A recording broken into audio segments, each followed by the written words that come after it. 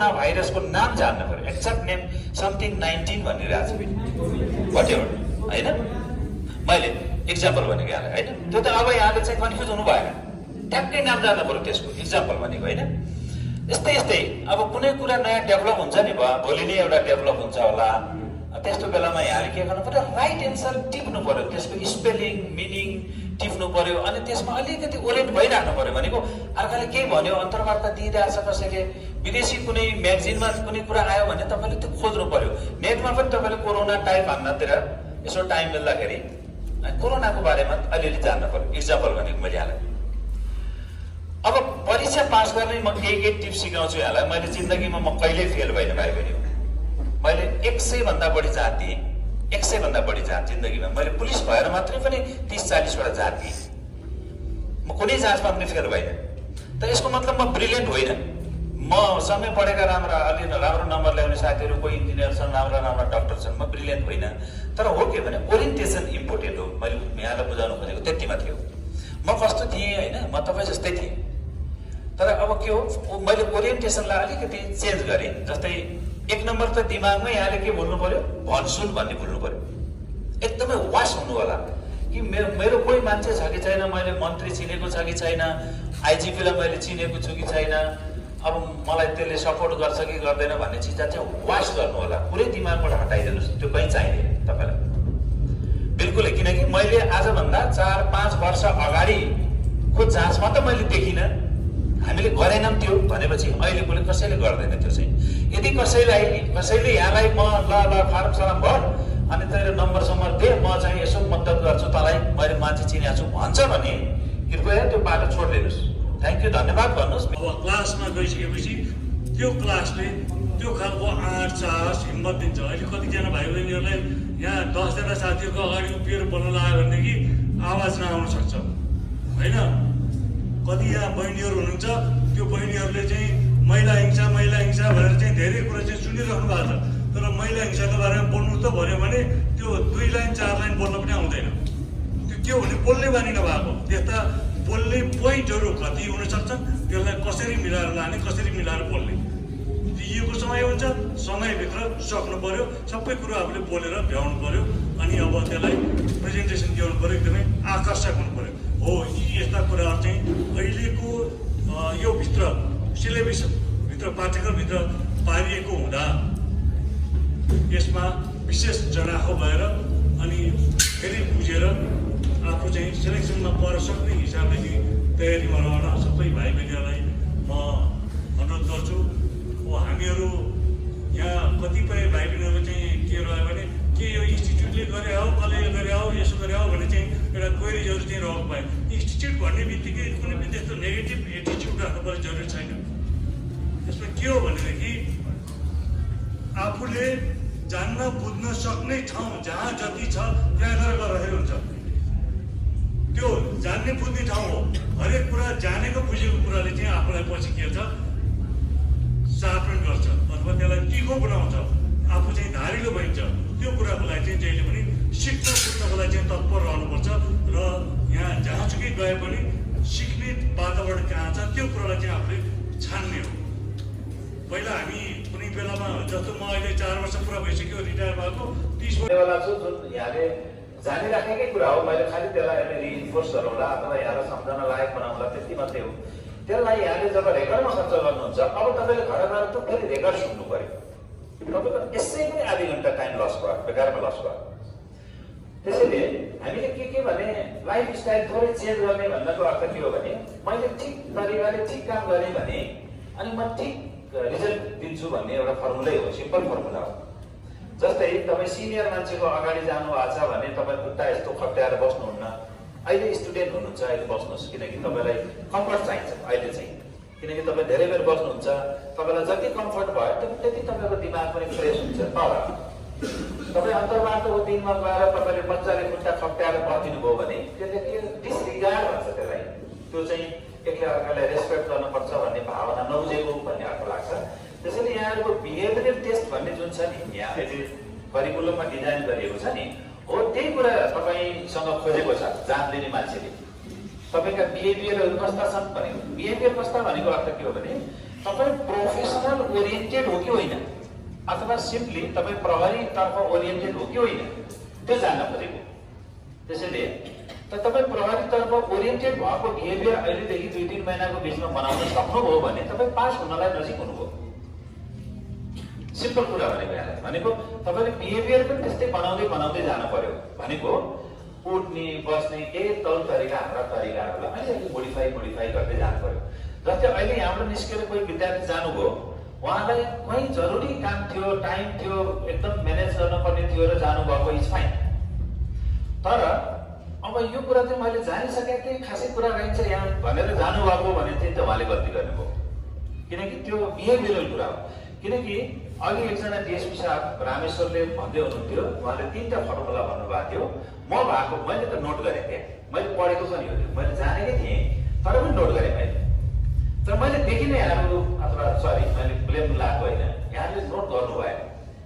किनकि त्यति गर्नुभएको भए यहाँको टाइम बढ्थ्यो, सम्झिनुहुन्थ्यो। अहिले सम्झिनुहुन्न। अब अहिले भन्नुहोस् त, तपाईँले भन्यो भने PLANH सायद मुस्किलले कसैले सम्झ्यो होला, नत्र सम्झिनु भएन। लेख्नु भएको भए के हुन्थ्यो त? PLAN, P फर प्रोफेसनल भनेको थियो, L फर लिगल भनेको थियो, A फर अकाउन्टेबल भनेको थियो, होइन, N फर नेसेसिटी भनेको थियो। तपाईँले चाहिन्छ भनेर भन्यो नि। यहाँको लेक्चररले त्यतिकै फोकटिया जिम्मेवारले भनेर थोरै जान्छ र उसले त यो विद्यार्थीलाई काम लागोस्, मेरो 20 मिनट तपाईँले लिनुहुन्छ, त त्यो 20 मिनट तपाईँलाई युजफुल होस्। तपाईँ फर्केर जाँदा 20 मिनटमा समथिङ मैले सिकेँ, 20 मिनट बराबर मैले म्याक्सिमम युटिलाइज गरेँ भन्ने त होस्। भनेपछि त दुइटैको इक्वल्ली दुइटै रेस्पोन्सिबल हुनु पर्यो। पढाउने मान्छे अथवा सिकाउने मान्छे पनि हुनु पर्यो, अनि सिक्ने मान्छेले पनि त्यस्तै गरी नोट गर्न पर्यो।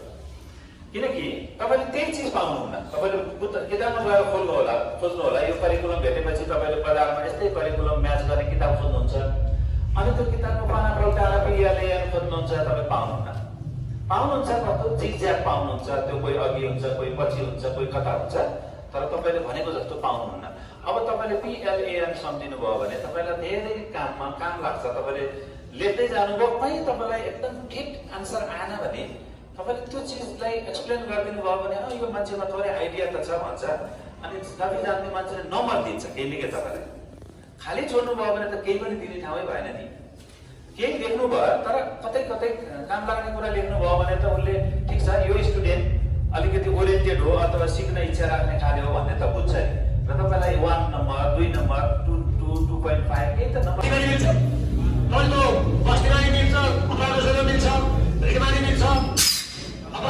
भयो सबै चिन्ता उत्तरमा मिल्छ, पक्राउ खानालाई सबै मिल्छ। तपाईँ 6 सबै मिल्छ, वाच क्याच ब्याज डिसवास सबै मिल्छ, ब्लडमा स्याप पनि सबै मिल्छ।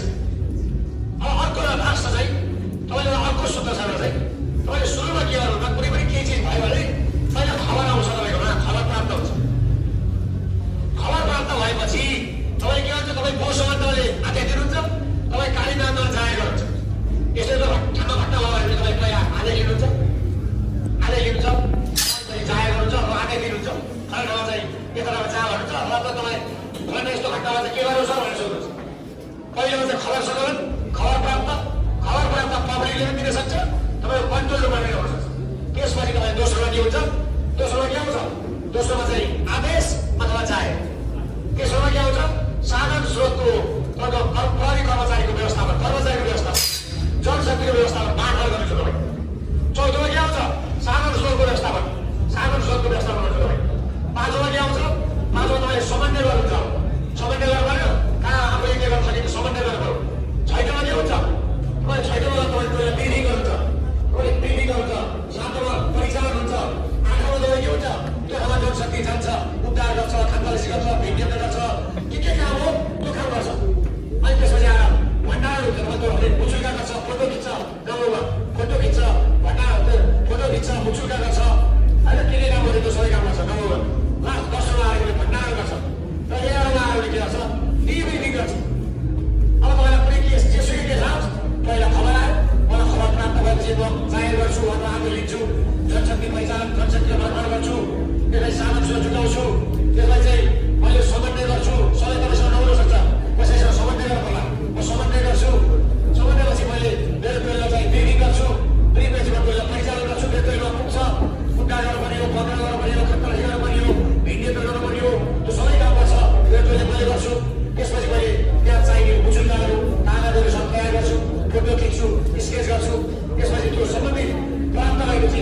आइसकेपछि सबैसित मैले के गर्छु ल्याएर घटना गर्छु कोही राज्यमा लगाउँछु त्यसपछि अन्तिममा मेरो गएको ठुलोसलाई मेरो गएको टोललाई म के गर्छु डिब्रिफिङ गर्छु ल यो जहाँ पनि बस्ती जान मिल्छ पक्राउन मिल्छ खानालाई मिल्छ अपराध गर्न मिल्छ नमिल्ने जहाँ सुकै छ तपाईँ यी चारवटा कुरा तपाईँको चाहिँ आलु जस्तो कि आलु भन्छ भन्छ आलु जान मिल्छ आलु गुन्द्रुक पनि मिल्छ आलु गोबी मिल्छ पानी पुरी मिल्छ होइन मासु पनि मिल्छ यी सबै यी चारवटा कुरालाई के भन्दा 6 लेभलबाट छोडेछ वाच क्याच म्याच डिस्प्याच अनि तपाईँको प्लान पोलिसियाज र अन्तिममा गरेको चार्ट खबर सन्दर्भदेखि लिएर टिम रिलिजनका कुरा यो सबै कुरालाई मैले के गर्नु लिङ्केज गरेर गर्नुभयो भने सजिलो हुन्छ यो सबै कुरा के छ होस् जे भन्नुहोस् र एकदमै सजिलो हामीलाई एकदमै सजिलो मुद्रामा बस्ती दिनुहोस्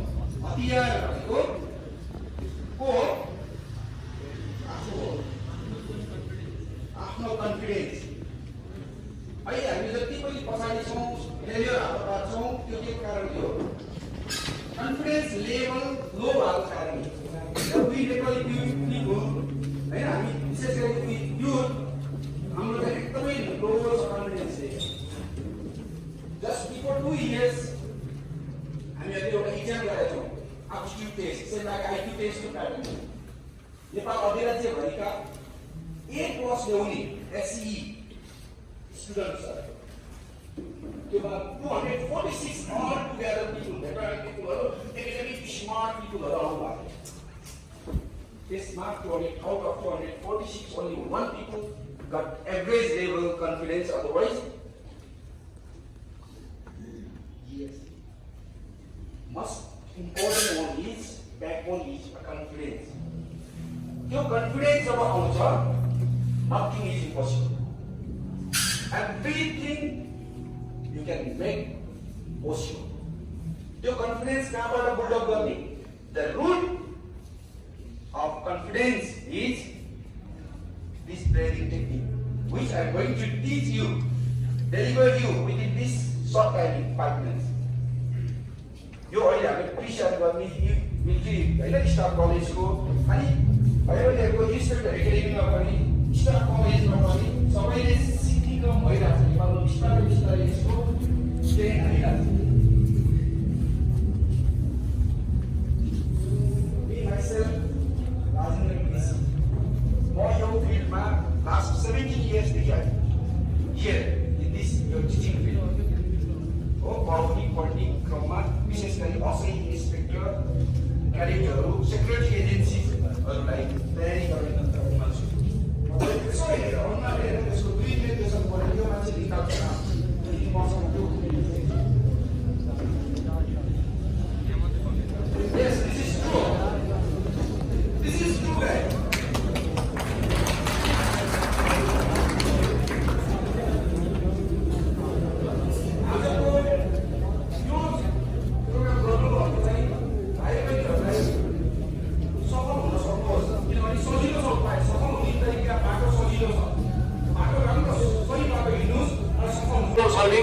critical analysis.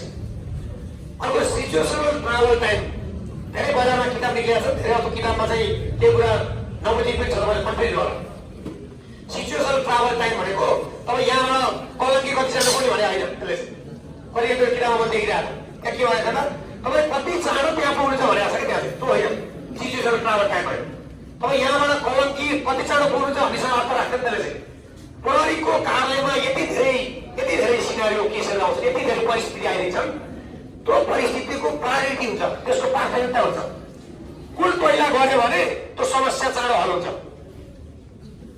समस्या धेरै आउँछन् समस्या अहिले एउटा समस्याले गर्दा धेरै समस्या सिर्जना गर्यो यो सिचुएसन ट्राभल टाइममा के हुन्छ भने केस चाहिँ धेरै आउँछ एउटा आउँछ अर्को केस आउँछ अर्को केस आउँछ अर्को केस आउँछ त्यो समस्याको प्रायोरिटी के हो तपाईँ प्रायोरिटीलाई हेरेर कसरी यात्रा गर्नुहुन्छ भने बस त्यति हो, त्यति बुझ्नुभयो।